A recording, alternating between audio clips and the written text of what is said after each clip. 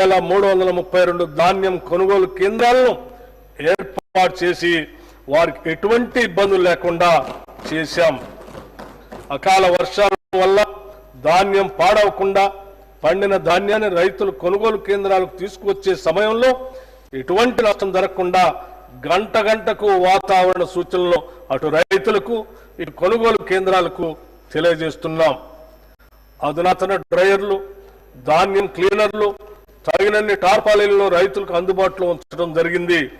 వ్యవసాయ మార్కెట్ యార్డుల్లో వసతుల అభివృద్ధికి 181.98 కోట్ల రూపాయల వ్యయంతో వివిధ అభివృద్ధి పనులను చేపట్టాం. 2024-25 ఖరీఫ్ సీజన్లో 10,35,484 మంది రైతుల నుండి ధాన్యం కొనుగోలు చేసి 12,511 కోట్ల 76 లక్షల రూపాయలు వారి ఖాతాల్లో జమ చేయటమైంది. కేంద్ర ప్రాయోజిత పథకాల ద్వారా రాష్ట్ర రైతుల ప్రయాణం కోసం అన్ని చర్యలు తీసుకుంటున్నాం. రాష్ట్రంలో ఆయిల్ పామ్ సాగును విస్తృతంగా చేపట్టాలన్న ప్రభుత్వ లక్ష్యంతో ప్రోత్సాహక సబ్సిడీని అందిస్తున్నాం. ఆయిల్ పామ్ దిగుమతులపై కస్టమ్స్ సుంకం లేని కారణంగా మన రైతులకు సరైన ధర లభించనందున కేంద్ర ప్రభుత్వంతో సంప్రదింపులు జరిపి ఆయిల్ పామ్ దిగుమతులపై కస్టమ్స్ సుంకం విధించేలాగా కృషి చేశాం. తద్వారా ఆయిల్ పామ్ రైతులకు టన్నుకి 2,000 రూపాయలు అదనపు లబ్ధి చేకూరి ఆయిల్ పామ్ సాగు మరింత లాభదాయకంగాను ఆకర్షణీయంగాను మారింది. ఉద్యానవన సాగులో బిందు సేద్యం కొరకు సౌర విద్యుత్తును ఉపయోగించే రైతులకు ప్రాధాన్యతనిచ్చి వారికి ప్రోత్సాహక సబ్సిడీని అందిస్తాం. వ్యవసాయ శాఖకు ఈ బడ్జెట్లో 24,439 కోట్ల రూపాయల్ని ప్రతిపాదిస్తున్నాం. పశువులు వ్యాధుల బారిన పడకుండా నిరోధించే టీకాలు ఉత్పత్తి చేసే తెలంగాణ పశు వైద్య టీకా ఉత్పత్తి కేంద్రం హైదరాబాద్ శాంతినగర్లో ఉంది. ఈ వెటర్నరీ బయోలాజికల్ రీసెర్చ్ ఇన్స్టిట్యూట్ ని మామిడిపల్లికి తరలించి 300 కోట్ల రూపాయలతో భారీగా విస్తరింపజేస్తున్నాం. అంతేకాకుండా కొత్త వ్యాక్సిన్ల ఆవిష్కరణకు అవసరమైన పరిశోధనలు చేపట్టే నిమిత్తం 100 కోట్ల రూపాయలతో అధునాతన యంత్రాలను తెప్పిస్తున్నాం.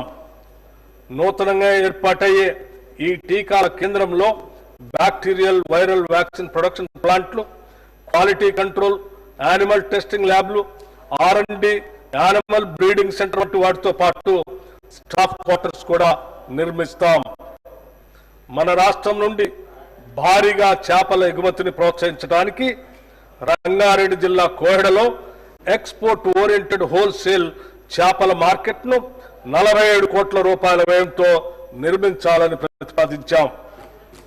రాష్ట్రంలో మేలుజాతి పాడి పశువులను వృద్ధి చేయడానికి రంగారెడ్డి జిల్లా కంసాన్పల్లిలో ఒక కొత్త ఫ్రోజన్ సెమెన్ బుల్ స్టేషన్ ను 21 కోట్ల 6 లక్షల రూపాయల వ్యయంతో నిర్మిస్తున్నాం. దీని అతి త్వరలోనే అందుబాటులోకి తీసుకొని వస్తాం. దీని ద్వారా సంవత్సరానికి సుమారు 10 లక్షల ఫ్రోజన్ సెమెన్ డోసుల ఉత్పత్తి సామర్థ్యం ఏర్పడుతుంది. పశుసంవర్ధక శాఖకు ఈ బడ్జెట్లో 1,674 కోట్ల రూపాయలు ప్రతిపాదిస్తున్నాము. భూమి అనేది ఒక స్థిరాస్తి మాత్రమే కాదు, అది ఒక భావోద్వేగం.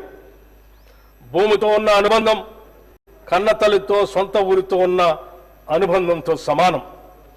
ఒక వ్యక్తి తన భూమిని కోల్పోయినప్పుడు తన అస్తిత్వాన్నే పోగొట్టుకున్నట్లు భావిస్తాడు. అటువంటి భావుకతో ముడిపడి ఉన్న అంశంలో గత ప్రభుత్వ హయాంలో చేపట్టిన ధరణి ప్రాజెక్టులో చోటు చేసుకున్న అక్రమాల వల్ల సామాన్యులకు తీరని వేదన మిగిలింది. సమస్యల పరిష్కారాన్ని కోరుతూ ప్రజలు చేసుకున్న దరఖాస్తులు కూడా పరిష్కరించలేని దుస్థితి అప్పట్లో ఏర్పడింది. వీటి పరిష్కరణ వేగవంతం చేయడానికి జిల్లా కలెక్టర్లకు మాత్రమే ఉన్న పరిష్కరణ అధికారాన్ని తహసీల్దార్ ఆర్డీఓలకి బదిలీ చేస్తూ మార్గదర్శకాలని విడుదల చేశాం. తెలంగాణ ప్రభుత్వం ఒక చారిత్రాత్మక సంస్కరణగా భూభారతి చట్టాన్ని తీసుకువచ్చింది. ఈ చట్టంలోని నిబంధనలు పారదర్శకంగా, సమగ్రంగా, భూ వివాదాలకు తావు లేకుండా భూ యజమానుల హక్కులు పూర్తిగా పరిరక్షించడానికి రూపొందించబడ్డాయి.